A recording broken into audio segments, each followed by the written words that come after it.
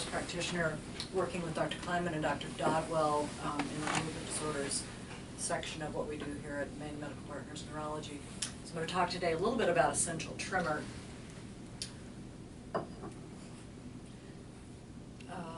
And we'll go over kind of a systematic look at essential tremor, what it is, what it's not, how we diagnose it. Like a lot of movement disorders things, there's not a imaging that you can do to diagnose. So diagnosis is done clinically, clinical exam, and we'll go over that a little bit.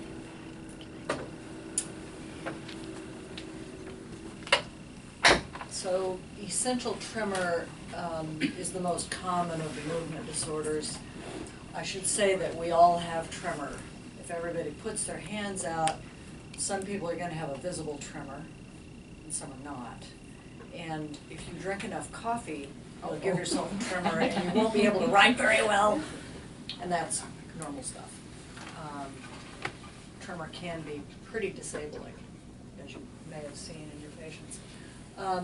Prevalence of essential tremor increases with age, or prevalence of tremor period increases with age, and essential tremor as well. It tends to worsen with time. Essential tremor, we describe a bimodal distribution of age of onset. Very often people will say, oh, I've had a tremor since I was a kid.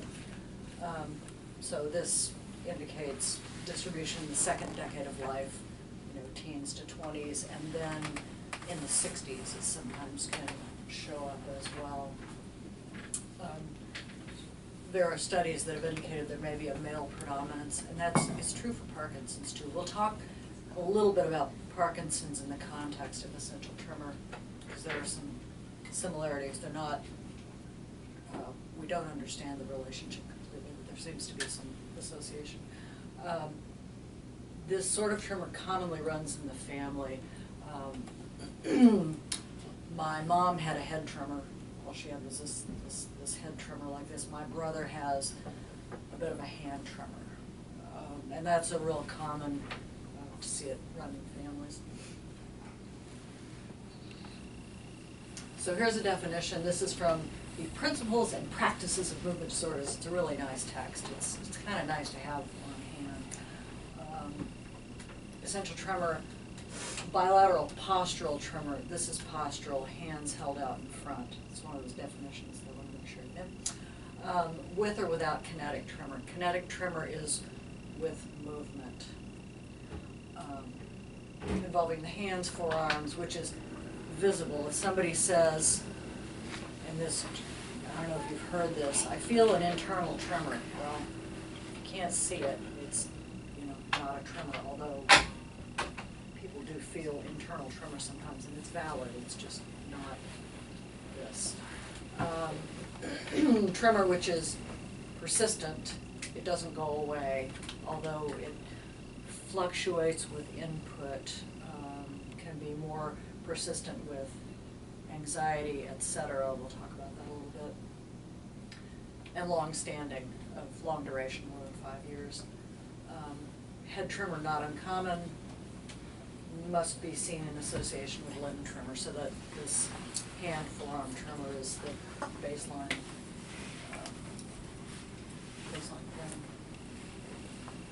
Characteristics, I described this a little bit, kinetic with movement.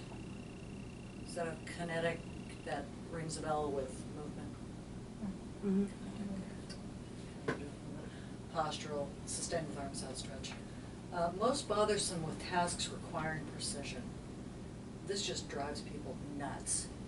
Men who have, they're trying to do something with a screwdriver, and the minute they go to try and do something really fine, that tremor just drives them crazy. True of Parkinson's too. Asymmetry is common. One arm's typically more tremory than the other. And not distractible. Is this a familiar term? So distractible, you have somebody come in and say, I've got this terrible tremor. And so they'll be doing this, and you'll say, with your other hand, do this. And you just can't you know, if this is a real tremor, it's not gonna be distracted by doing something with the other side. You try yourself, it's just impossible to maintain this, this not physiologic tremor when you're doing something with the other hand.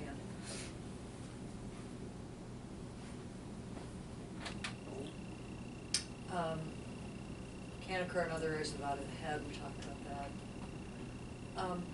Must not be accompanied without abnormal head posture. So there's a tremor, I'm getting off the subject here, but there's a tremor with a head where somebody's looking at you and they've got kind of an irregular, you know, an irregular tremor, and you have them turn their head and the tremor goes away. That's a dystonic tremor. It's from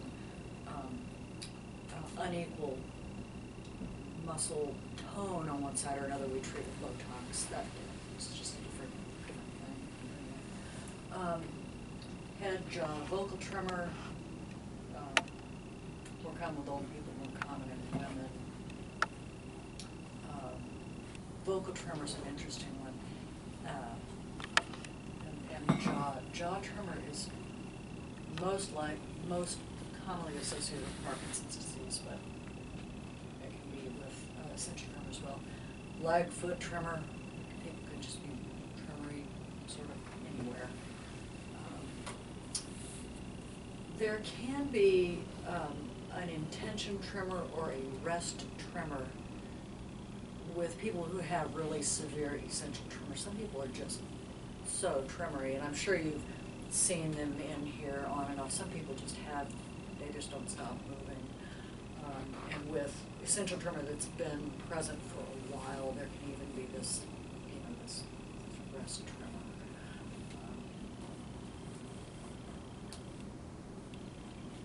Association between essential tremor and Parkinson.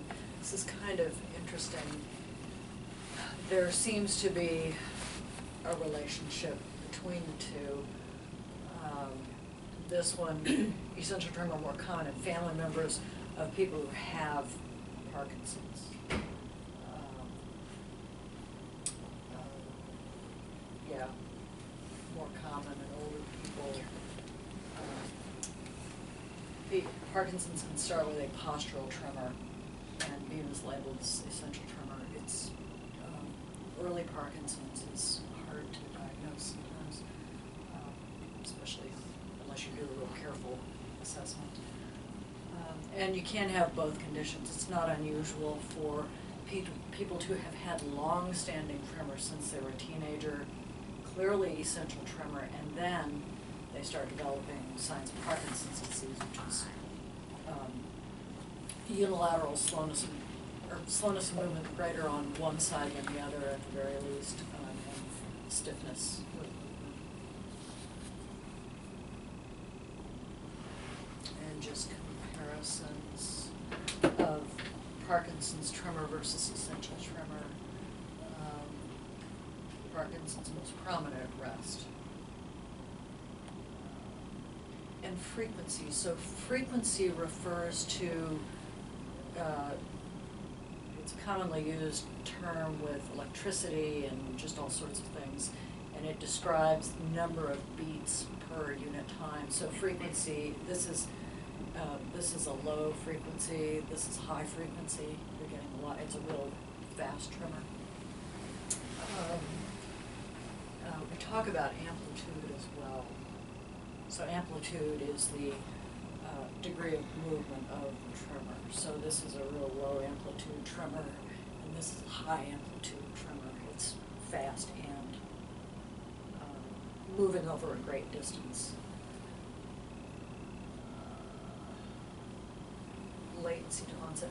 Parkinson's folks very often, you know, they may put their hands out here and then after a little while develop a little tremor out here. With essential tremor, people put their hands out and they're immediately tremory. Absence of head, oh yeah, in Parkinson's there's no head tremor. And as I've said before, you can have head tremor with essential tremor. Exclusions, sudden onset, stepwise progression, you know, stays here, and then all of a sudden it gets really bad, and then it gets bad again, so that's something else. There are a number of medications that have tremor as a side effect, and some of them do not go away. So when we have someone with an uncertain time of onset of tremor, we're careful to talk about what have your medications been, have you taken Abilify is a big one, Risperdal, Haldol, a bunch of things, thyroid medication, lithium, real common medicines can cause tremor. And sometimes with withdrawal of Abilify, that tremor does not go away. You're stuck with it. So that's a tough thing. Isolated voice, tongue, or chin tremor can be something else. And that it can be something simple, like Susan Collins has got that dysphonic tremor, you know, it's just this isolated condition. There are times when an isolated vocal tremor means something evil, and so that needs to be looked at. I remember Dr. John Kelly Sullivan, I saw a lady who had an isolated vocal tremor, and he was my backup, and he's like, you know, that's probably going to become ALS. This is a common presentation of really early ALS. Physician-specific tremors, handwriting. This is writer's cramp. You know, you only get this tremor when you're writing, and they can treat that with Botox. There's also playing an instrument. Really specific tremor when playing an instrument. Again, Botox can be injected very locally and specifically to deal with that. All tremor. This is no matter what your tremor is. You have a car accident, you know, you're going to be tremory. With people who are prone to tremor, Parkinson's tremor, essential tremor, heat, cold, any kind of heightened emotion, tired, being sick, stimulants, coffee, whatever, medication stimulants too, will exacerbate tremor. Albuterol will cause tremor and exacerbate tremor. Oh, amplitude and frequency, we talked about this. When we do the exam, we do several things. We have people put their hands out like this and assess tremor. Sometimes you may not see tremor here, and then you get here and they develop tremor. It's a real position-specific thing.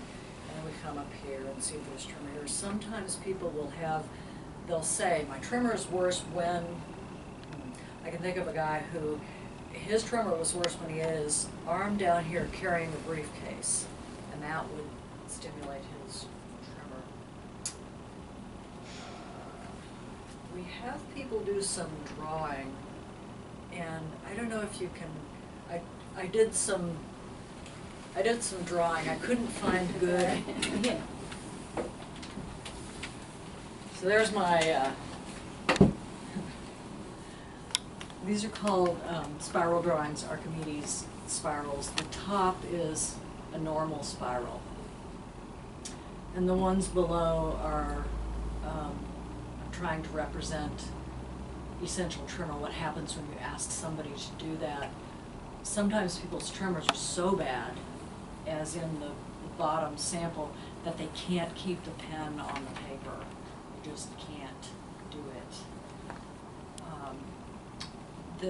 The dot in the middle here with the lines out, this is for checking if someone can put pen to paper. We have them hold a pen.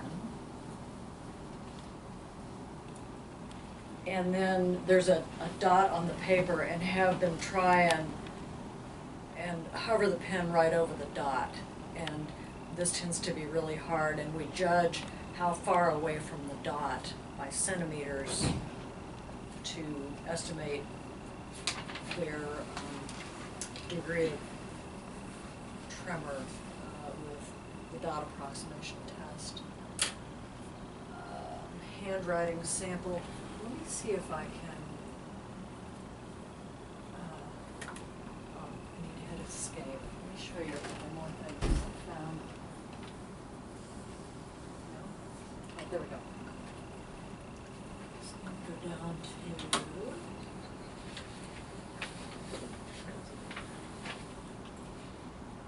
Sorry, let me go over here. It's easier.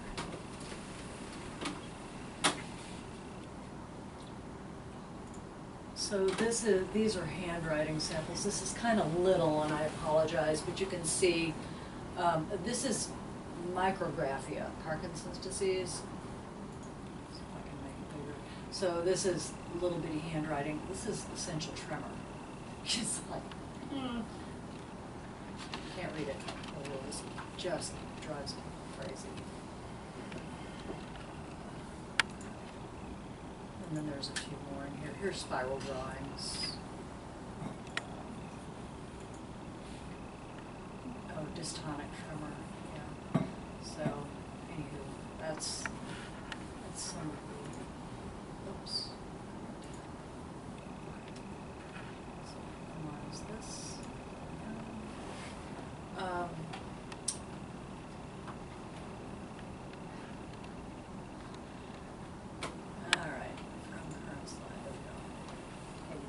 This one. Yeah, just doing PowerPoint is like, oh, agonizing. How is essential tremor treated? We have a couple of first-line medicines, beta blockers that you're familiar with for rate control in heart disease, and primidone is the other first-line. Primidone is an old, dirty seizure medicine. You guys familiar with that? But it tends to work like a charm for essential tremor if people can tolerate it.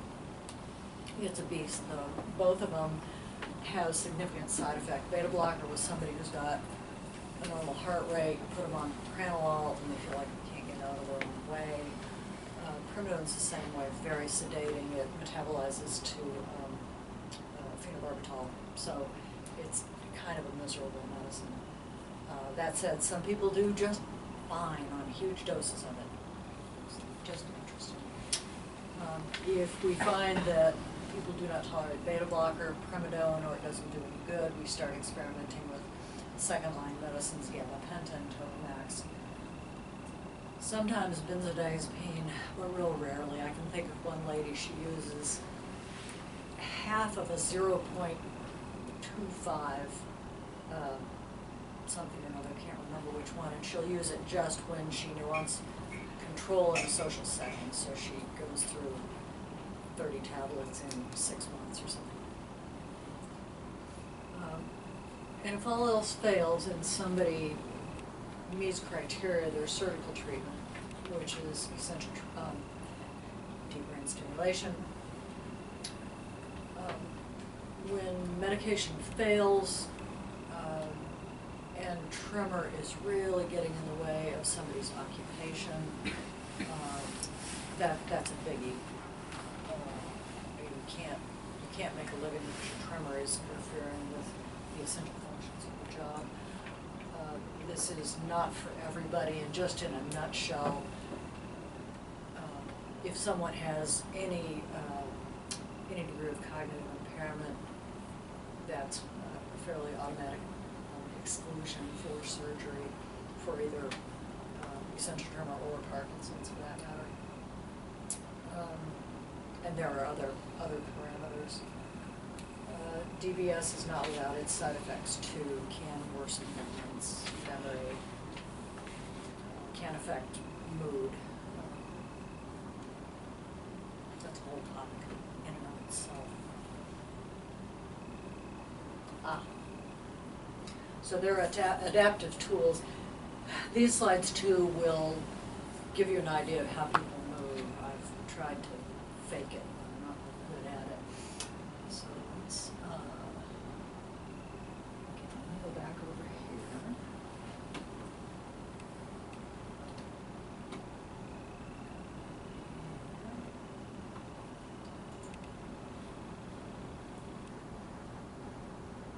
So this is a little goofy. I apologize. It's working. This guy's just his son. Buttons have to continually hold them slightly wrong, and they spill. Whereas with hand steady, gravity does all the hard work for you. So this is a cup specifically for. Whereas with hand steady, you can keep your wrist fixed, and gravity will keep it up. With other cups, when reaching out for the nutrients, move your whole body. Whereas with hand steady, the handle can easily be grasped. Move smooth. So it's a pretty cool, pretty cool device. And this is, that's really real. You know, I have people.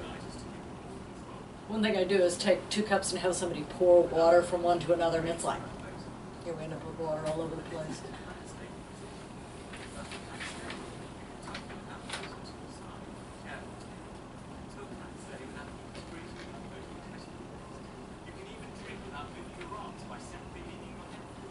So this is cool too. I think of people with dysphagia, you want chin tucks with dysphagia. That's also a use for this cup, by the way. All right. So enough of him. Okay. So let's go to this one. This video is. This is a good one as well. This is a. Can I get the volume here?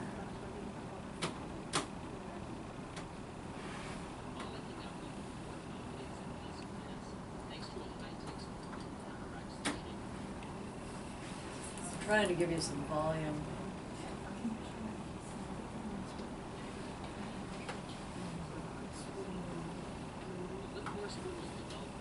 Oh, no, I think it's the TV playing. So anyway, you can't hear it, but, oh, thank you. Move to the right. It will physically move to the left. Stabilize that motion and allow you to be moving. It's a little advertisement. Clinical trials, liftwear spoons reduce shaping by an average of 76%. Lift Labs founder Anupam Pathak and Google are now developing other stabilizing devices for the 10 million people worldwide. So they're gaumy, but it gives you the idea that technology is coming forward it's helpful and in some people. helping. There is a cost. Helping people, But, I think it's with what overcome we have to offer. tremor, deal with right now, their tremor. At $295, the tree is Then I have no food by then. I know. Associated Press, Oakland, California. Okay, so there's that. Get out of here before it plays something we don't want to see. Okay.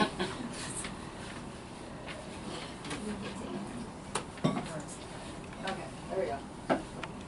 So that gives you an idea, but if you can imagine, this tremor interfering with every single thing you do, getting, people end up with, finger foods, you can pick up chips and manage to get into your mouth, but other things are kind of hard. Prognosis, people are more prone to develop some subtle cognitive change, and then this is Parkinson's as well. Here's another one of those kind of associations. Yeah, it happens with Parkinson's too. Depression, anxiety, social phobia more common. Again, Parkinson's. That's true too. It's not the same disease, and one doesn't become the other, but they share some commonalities. Mild changes in balance and gait, especially with people who have head tremor. Higher rates of hearing impairment. Why? Not sure. But people tend to have the same lifespan, and it doesn't kill people. That's it. How do we do? Half an hour? Half hour. Questions? Okay. Well, thank you. Thank you.